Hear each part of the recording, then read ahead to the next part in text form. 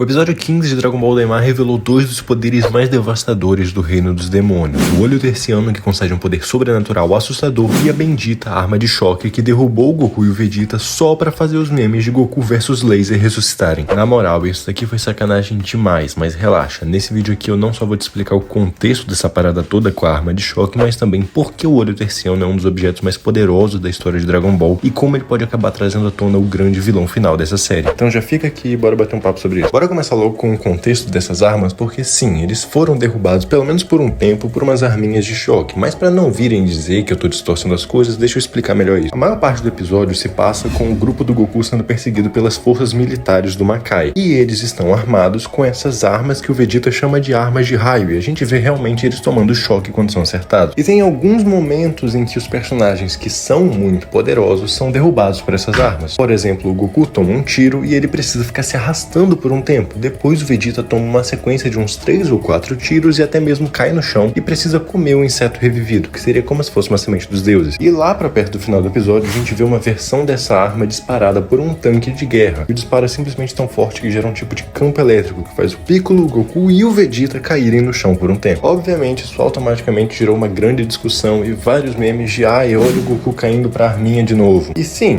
tecnicamente eles caíram pra arminhas, mas existe um contexto por isso e também o episódio forçou um pouco nessas questões. Para ser bem direto, existe a possibilidade de essas armas terem algum tipo de magia especial, mas isso não foi confirmado. Mas é dito por personagens do Makai, como a Pansy, que essas armas são muito poderosas e tudo mais. E convenhamos, o Piccolo, o Goku e o Vegeta não precisam provar que eles são fortes, eles fizeram isso ao longo de toda a série. O quão fortes eles são aí depende, porque tem gente que exagera mesmo nas análises. Mas que eles são muito poderosos, isso daí é um fato, não existe discussão. Então, se as armas conseguiram causar um grande dano neles, é simplesmente porque esse choque era muito forte, ou pelo menos eles têm algum tipo de vulnerabilidade contra esse tipo de coisa que simplesmente a gente não viu muito antes. Além disso, o episódio forçou um pouco nessa questão, porque foi muita conveniência de roteiro eles terem ficado a maior parte do episódio presos nessa batalha contra o exército. Quem estava enfrentando eles não eram grandes guerreiros, eram soldados figurantes, por assim dizer. Era completamente possível que o Goku, o Vegeta, até mesmo o Piccolo simplesmente saíssem em super velocidade no meio deles e derrubassem todos eles, soltassem uma grande explosão, mesmo que não matasse eles, mas simplesmente para destruir as coisas que estavam por lá. Não era impossível que eles criassem um tipo de barreira de ki para tentar diminuir ou então se defender completamente desses golpes. E também o Goku e o Vegeta nem sequer se transformaram. No caso, o Goku só foi virar Super Saiyajin lá pro final do episódio. Quando ele fez, ele lidou com isso tudo muito mais fácil. Então o episódio propositalmente ficou forçando nessa questão para durar mais essa batalha contra o exército. Eu sei que de qualquer forma os memes do Goku contra a arma vão continuar, mas é bom deixar claro que existe um contexto e eu não tô aqui pra distorcer as coisas, é só que o fato é, eles tomaram os tiros e caíram pros tiros, mesmo que temporariamente. Mas agora bora pra parte mais importante do episódio, que é o Olho Terciano, ou o Terceiro Olho Maligno. O plot por trás desse olho tá sendo desenvolvido desde o começo da série, mas agora a gente teve a história basicamente completa dele. Pra não dizer completa, falta saber como ele surgiu e o que exatamente ele é, porque a gente só sabe que é um tipo de olho mágico. E como é de se esperar de um lugar conhecido como Reino dos Demônios, basicamente manda quem tem mais força, pelo que a gente tá vendo. E esse olho ajudava a reforçar isso, concedendo um poder enorme para quem colocasse, o Rei dos Demônios sempre tinha e usava isso para ter ainda mais autoridade. É explicado pra gente que o olho tem uma magia assustadora e toda vez que um Rei dos Demônios precisava de algum poder extraordinário, ele colocava o olho na testa e recebia uma magia indescritível e poderes sobrenaturais, como foi falado. Isso aqui é bem curioso, porque já tinha sido citado da magia e foi especificamente dito que o usuário recebe uma magia enorme e poderes sobrenaturais, que faz a gente imaginar o que seriam esses poderes sobrenaturais. Mas antes, bora continuar com a história. Esse olho foi sendo passado entre os reis dos demônios até que chegou no Aburá, o pai do Daburá, que é dito que ele tinha um poder incomparável, mas por conta do olho. E o Daburá queria tomar o reino pra ele, porque como eu falei, manda quem é mais forte. Então o Daburá armou junto de um inseto Majin lá, que era um ladrão, em que o Daburá iria distrair os guardas, entregou a chave do cofre pro inseto, foi lá, roubou o olho, e o combinado era que eles iriam se encontrar no terceiro mundo dos demônios. Só que antes do inseto conseguir entrar em contato com o Daburá, ele foi atacado por um outro Majin e morreu. Nisso ele deixou o olho caído lá no terceiro mundo. Um tempo depois, o Hibis simplesmente encontrou esse olho, não fazia ideia do que era e colocou no cinto dele como se fosse uma fivela. Vale destacar que é dito que o Aburá tinha um poder incomparável, mas sem o olho, o Daburá era mais forte que ele e tomou o reino. Foi assim que ele se tornou rei. Atualmente o olho estava com o Hibis, mas olhando as gravações do grupo do Goku, o Gomar percebeu que aquele no cinto era o olho terciano. Mandou o Degezu ir lá buscar e o Degezu basicamente contratou uma mulher para se oferecer para beijar o Hibis em troca do olho. Mas o Hibis não quis, ele preferiu o chapéu dela, mas de qualquer forma ele entregou o olho. Significa que logo esse olho vai chegar no Gomar e isso pode ser muito interessante, porque as informações que a gente teve sobre esse olho basicamente confirmam que o Gomar vai ficar extremamente poderoso com ele. Como eu falei, é dito pra gente que o usuário vai receber uma magia extraordinária e poderes sobrenaturais. Considerando que no Makai não parece ser conhecimento comum, na verdade parece que é um conhecimento bem raro, a noção de o que é o Ki, como controlar ele de uma forma mais precisa, é muito possível que esses poderes sobrenaturais sejam justamente um grande controle do Ki, ou algo assim do gênero, basicamente para fortalecer muito as características comuns do usuário, além de receber poderes mágicos enormes. Caso não seja isso, esses poderes sobrenaturais provavelmente vão ser habilidades especiais que não são exatamente magia. Talvez uma telecinese, coisas como teletransporte, manipulação da realidade, se pá, seria algo muito legal de se ver, mas claro, não seria numa escala muito grande. E detalhe, durante a explicação é literalmente mostrado um personagem que tinha uma aparência pequena, colocou o terceiro olho e cresceu muito. Então, sim, tá confirmado, vai ter uma transformação. Pois é, você provavelmente pensou que era clickbait, mas não. Considerando a aparência do Gomar e considerando que a gente tem confirmado que quem coloca o olho passa por uma transformação, não é nem um pouco difícil imaginar que ao colocar o olho terciano ele fica com uma aparência parecida com a do Janemba. Agora, esse seria o Janemba canônico, por assim dizer? Não necessariamente. O conceito do Janemba originalmente, pelo menos, é muito diferente disso. Mas seria um detalhe interessante, talvez um tipo de easter egg. Mas a não ser que eles tragam outras informações sobre esse olho que lembrem mais o conceito do Janemba, vai ser só a aparência dele mesmo. Claro, se for o caso de isso acontecer. Também existe a possibilidade de esse olho ir pro Glório e ele ficar com uma aparência parecida com a do Mira, ou talvez pra Arensu, algum dos Madins dela, coisa assim do gênero. Como exatamente isso vai se desenvolver, a gente não sabe, só que com todo esse destaque sobre o olho terciano, uma certeza é, ele vai ser parte do plot final da série e provavelmente ele que vai ser o grande desafio. O poder que esse olho dá foi descrito como sendo incomparável, uma magia indescritível, assustadora, essas coisas todas. Se a gente for pegar o Neva como comparação e partir do pressuposto que o olho dá um poder mágico maior do que o do Neva, ou que o usuário seria literalmente mais forte que qualquer coisa no Makai, seria facilmente um adversário mais poderoso do que, por exemplo, um Super Saiyajin 3, já que um simples Tamagami com um outro feitiço por cima para incrementar o poder dele forçou o Vegeta aí para essa transformação, o que pode exigir uma fusão por meio dos insetos adesivos, e aí a gente veja uma fusão nova na série, ou talvez simplesmente uma transformação nova por meios mágicos. Mas essas são todas teorias e possibilidades, então deixe aqui nos comentários quem que você acha que vai usar o olho terciano e também como que vocês acham que eles vão lidar com isso. Vai rolar uma fusão ou então vai ter um tipo de Super Saiyajin mágico, uma imitação do Super Saiyajin 4 talvez? O que você acha que vai acontecer? Diz aqui nos comentários para eu saber a sua opinião. Muito obrigado pela sua atenção e eu te vejo na próxima.